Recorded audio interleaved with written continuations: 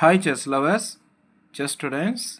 இப்போ நான் உங்களுக்கு பீசஸோட மூமெண்ட்ஸை பற்றி சொல்லிக் கொடுக்க போகிறேன். ஏற்கனவே செஸ் போர்டை பற்றி பார்த்துட்டோம், பீசஸோட நேம்ஸ் அண்ட் பீசஸோட பாயிண்ட்ஸ் எல்லாம் பார்த்துட்டோம். அடுத்தது பீசஸோட மூமெண்ட்ஸை பற்றி பார்க்க போகிறோம். இதில் நம்ம ஃபஸ்ட்டு பார்க்கக்கூடியது கிங்கை பற்றி பார்த்துடலாம்.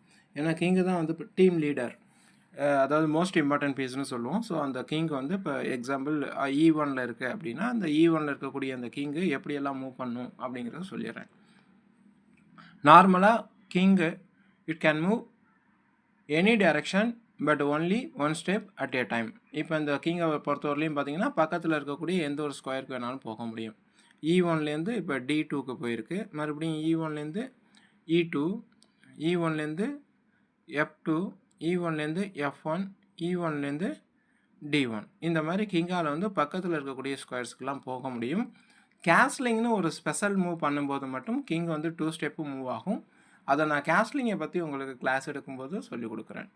இப்போ கிங்கோட மூமெண்ட்ஸை பொறுத்தவரையும் இது இருக்கக்கூடிய பிளேஸ்லேருந்து டைரெக்டாக 2 ஸ்டெப்பு வச்சோம்னா அது இல்லீகல் மூவ்.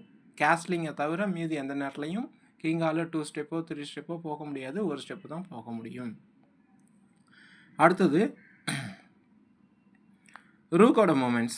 இந்த ரூக்கு நார்மலாக எங்கே இருக்கும்னா A1 இருக்கும், இன்னொரு ரூக்கு H1 இருக்கும். இப்போ இந்த A1 இருக்கக்கூடிய ரூக்கோட பிளான் பார்த்தீங்கன்னா இது எப்படிலாம் கண்ட்ரோல் பண்ணும் அப்படின்னா ஸ்டாண்டிங் லைன், அதாவது A2க்கு போக முடியும். Rook A1 A2, A3, A4, A5, A6, A7, A8 இந்த மாதிரி ஸ்டாண்டிங் லைன் ஃபுல்லாக கண்ட்ரோல் பண்ணும். அதே மாதிரி ஸ்லீப்பிங் லைன் ஃபுல்லாக இப்போ A1 B1, C1, D1, E1, F1, G1, H1 இந்த மாதிரி கண்ட்ரோல் பண்ண முடியும். இப்போ H1 இருக்கக்கூடிய ரூக்கு அந்த H5 இருக்குது பார்த்தீங்களா, அது ஃபுல்லாகவே கண்ட்ரோல் பண்ணும். H2, H3, H4, H5, H6, H7, H8. அதே மாதிரி இந்த side A1, B1, C1, D1, E1, F1, G1, H1 இப்படி கண்ட்ரோல் பண்ண முடியும். அடுத்ததாக பிஷப்போட மூமெண்ட்ஸ். பிஷப் நார்மலாக C1 இருக்கும், இன்னொரு பிஷப் F1 இருக்கும். இப்போ இந்த C1 இருக்கக்கூடிய பிஷப் பார்த்தீங்கன்னா டார்க் கலர் ஸ்கொயரில் இருக்குது. இது டார்க் கலர் டயகனலில் மட்டும்தான் ட்ராவல் பண்ண முடியும். இப்போ எக்ஸாம்பிள் C1 இருக்கக்கூடிய பிஷப்பு B2 போகும் அண்டு A3 போகும். மறுபடியும் இப்போ இந்த டைரக்ஷனில் அதாவது D2 போக முடியும், E3, F4, G5, H6 இந்த மாதிரி போக முடியும். ஸோ நெக்ஸ்ட் இப்போ இந்த ஒயிட் கலர் பிஷப் பார்த்தீங்கன்னா இந்த லைட் கலர் டயகனலில் மட்டும் ட்ராவல் பண்ணும். அது எப்படின்னு பார்த்துக்கலாம். பிஷப் E2 போக முடியும், D3, C4, B5, A6 இந்த மாதிரி இதுதான் இந்த சேம் கலர் ரன்னிங் டயகனல் கிராஸாக போகக்கூடியது. ஓகேவா? அடுத்தது இப்போது இந்த சைடில் பார்த்தீங்கன்னா G2, bishop G2 and bishop H3 இந்த மாதிரிலாம் போகலாம். இது பிஷப்போட மூமெண்ட்ஸ். Next queen. குயின் இப்போ கொஞ்ச நேரத்துக்கு முன்னாடி நம்ம பார்த்துருக்கோம். ரூக்கோட மூமெண்ட்ஸும் பிஷப்போட மூமெண்ட்ஸும் அண்ட் கிங்கோட மூமெண்ட்ஸும் பார்த்தோம். இது 3 பேர் செய்யக்கூடிய வேலையை ஒரே ஆள் குயின் செஞ்சிடும். இப்போ குயினை பொறுத்தவரையும் பார்த்தீங்கன்னா நான் சொன்ன மாதிரி ரூக்கு மாதிரி standing line and sleeping line D5 ஃபுல்லாக கண்ட்ரோல் பண்ணும்.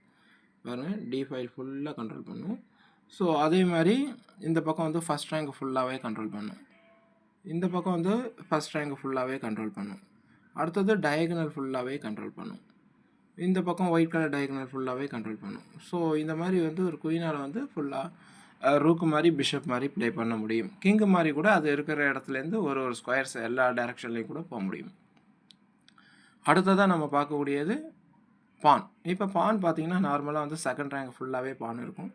ஸோ இந்த பான் எப்போ வேணாலும் செகண்ட் ரேங்க்லேருந்து டைரெக்டாக 2 ஸ்டெப்பு நம்ம புஷ் பண்ண முடியும்.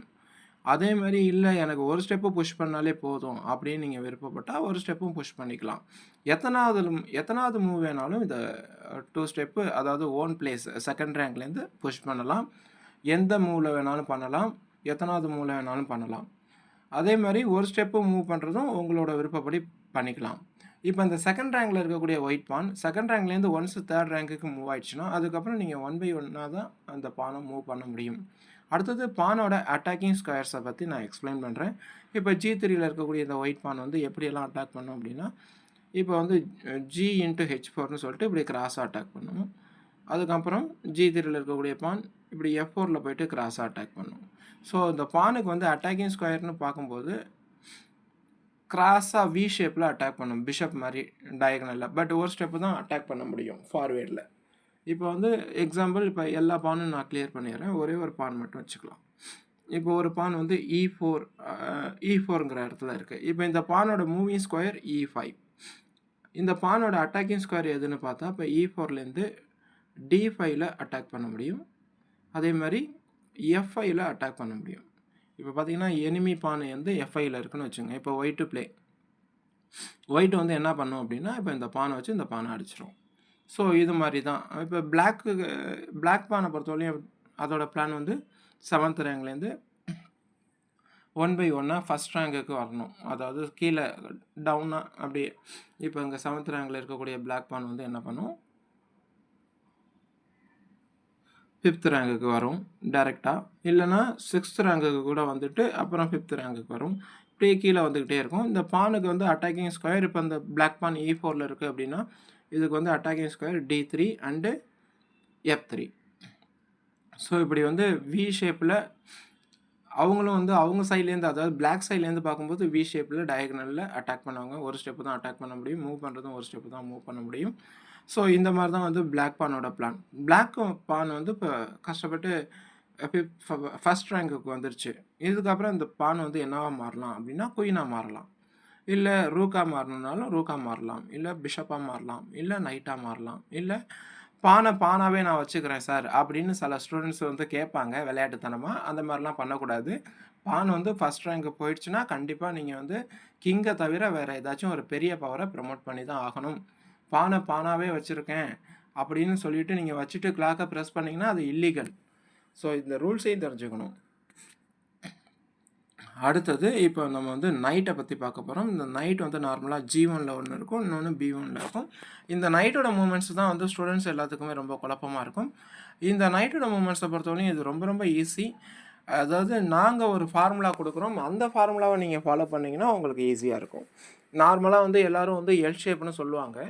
இப்போ எல் ஷேப்புங்கிறதுக்காக நான் வந்து ஒரு ஒயிட் நைட்டை வந்து A8ல் வச்சுட்டு இப்போ அந்த நைட்டை வந்து இப்போ பாருங்கள் அப்படியே A8லேருந்து A1 கொண்டு வந்து அப்படியே H1ல் கொண்டு போய் நிப்பாட்டுறேன்னு வச்சுங்க. இதுக்கு பேர் எல் ஷேப்பா? இது ஒத்துக்குவீங்களா? அப்போ ஒத்துக்க மாட்டீங்க. அப்போ எல் ஷேப்புன்னு நம்ம மொட்டையாக சொன்னோம்னா அதில் வந்து கரெக்டான புரிதல் குழந்தைங்களுக்கு இருக்காது. அப்போ இந்த நைட்டுக்கான ஃபார்முலாவை சொல்லிக் கொடுக்கணும். அந்த ஃபார்முலா இதெல்லாம் நாங்களாக கண்டுபிடிச்சி டிசைன் பண்ணது. இப்போ B1ல் இருக்கக்கூடிய நைட்டுக்கு 0, 1 to 10ங்கிறது தான் ஃபார்முலா. 0ங்கிறது பார்த்தீங்கன்னா B1ங்கிற ஸ்கொயரில் நைட் இருக்குல்ல, அதை நீங்கள் 0வாக கற்பனை பண்ணிக்கோங்க. அந்த இடத்துலேருந்து இப்போ அந்த நைட் வந்து என்ன பண்ணுது, ஃபார்வேர்டு 2 ஸ்டெப்பு மேல் நோக்கி ஸ்ட்ரைட்டாக போக போகுது. அதாவது B2க்கு ஒரு ஸ்டெப்பும் அடுத்தது B3க்கு 2வது ஸ்டெப்பும் போகுது. போனதுக்கப்புறம் நீங்கள் ரைட் சைடும் டர்ன் பண்ணிக்கலாம் அல்லது லெஃப்ட் சைடும் டர்ன் பண்ணிக்கலாம். இது வந்து உங்களுடைய விருப்பத்தை பொறுத்து இருக்குது. எந்த சைடு வேணாலும் டர்ன் பண்ணிக்கலாம். உங்களுக்கு எந்த பக்கம் போனால் பெஸ்ட்டு மூவாக இருக்குமோ அந்த பக்கம் நீங்கள் போய்க்கலாம். இப்போ எக்ஸாம்பிள் இப்போ ஒரு நைட்டு வந்து B1ல் இருக்குன்னு வச்சுங்க. இப்போ வந்து நம்ம ரைட் சைடில் 2 ஸ்டெப்பு போக போகிறோம். B1லேருந்து C1 ஒரு ஸ்டெப்பு, C1லேருந்து D1 இன்னொரு ஸ்டெப்பு, மறுபடியும் பார்த்திங்கன்னா டர்ன் பண்ணுறது. அதாவது D2ல் இது வந்து எப்படின்னா சில நேரங்களில் வந்து ரைட் சைடு லெஃப்ட் சைடு போகும்போது அப் அண்ட் டவுனு, மேலே வந்து அப் சைடில் டர்ன் பண்ணலாம், இல்லைன்னா டவுன் சைடில் டர்ன் பண்ணலாம். இப்போ வந்து நீங்கள் வந்து ஸ்ட்ரைட்டாக இது மேலே போகிறீங்க அப்படின்னா ரைட் சைட்லேயே லெஃப்ட் சைட்லேயே டர்ன் பண்ணிக்கலாம். ஸ்ட்ரைட்டாக 2 ஸ்டெப்ஸு கீழே வந்துட்டிங்கனாலும் ரைட் சைடு லெஃப்ட் சைடில் டர்ன் பண்ணிக்கலாம். இன்னும் உங்களுக்கு கிளியராக புரியணும்னா இப்போ ஒரு நைட்டு D4ல் இருக்குன்னு வச்சுக்கோங்க. இப்போ இந்த D4ல் இருக்கக்கூடிய நைட்டு எப்படியெல்லாம் போக முடியும் அப்படின்னு நான் சொல்லிக் கொடுக்குறேன். பாருங்கள், இப்போ நைட்டு இருக்கக்கூடிய பிளேஸ் வந்து 0, 1, 2 டர்ன். இந்த மாதிரி D4லேருந்து எங்கே போயிருக்கு, E6 போயிருக்கு.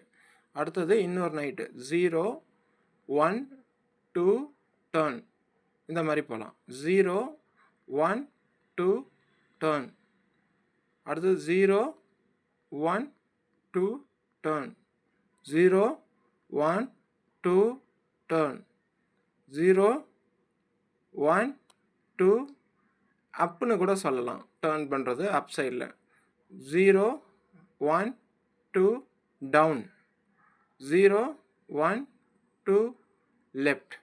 ஸோ ஒரு நைட்டு வந்து D4ல இருக்குன்னா, அது இருக்கிற இடத்துலேருந்து 8 ஸ்கொயர்ஸ கண்ட்ரோல் பண்ணும். எப்படியெல்லாம் அந்த நைட்ட மூவ் பண்றோம் அப்படிங்கிறத தெரிஞ்சுக்கலாம். இதே ஃபார்முலால தான் நைட்ட அட்டாக் பண்றதும் வரும்.